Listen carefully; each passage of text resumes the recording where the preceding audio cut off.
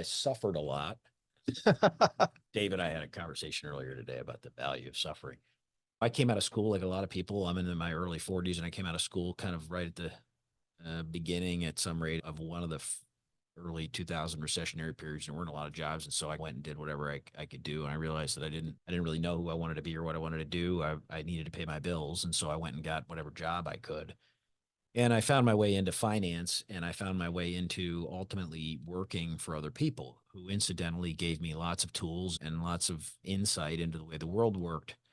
It took me one or two pretty substantial failures and at least a decade to find in myself on my own the fact that I needed to step back and think about who I really wanted to be, because the thing I had been doing, which was just working my tail off and working in my case for somebody else and selling, which is a big part of most jobs, whether you think you're in sales or not, everybody sells something. That goes for you, HR team. You sell to somebody, believe me. Sounds like there's a conversation with HR recently or upcoming. There's some people think they don't sell to anybody, and I differ in that opinion. In any case, I was out selling and beating my head against the wall, and I said the only thing I get for doing a better job selling is the opportunity to do more selling. And Yeah. there's nothing wrong with selling, except that if you don't want to do that, you'll get yourself pot committed, time and energy wise, into an environment that may or may not be the way you want to live your life. And so after a handful of failures and some heartfelt talks with myself, I really identified what it is I really wanted. What is it that made me tick?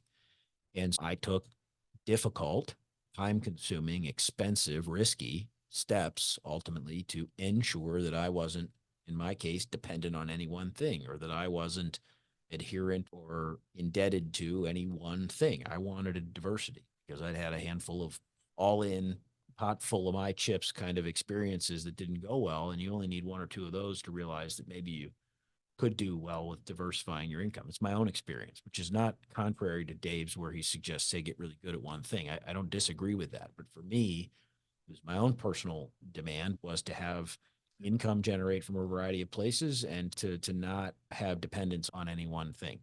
And so I took steps. I bought some small real estate. I invested in a pizza franchise business. Which I still hold. I ultimately went out and bought a bunch of hair salons. I tried to pick wisely where I invested time and money. And last 10 or 12, maybe 15 years, I've diversified my own portfolio to the point where I can be here today and people do a lot of the day-to-day work in a lot of those environments.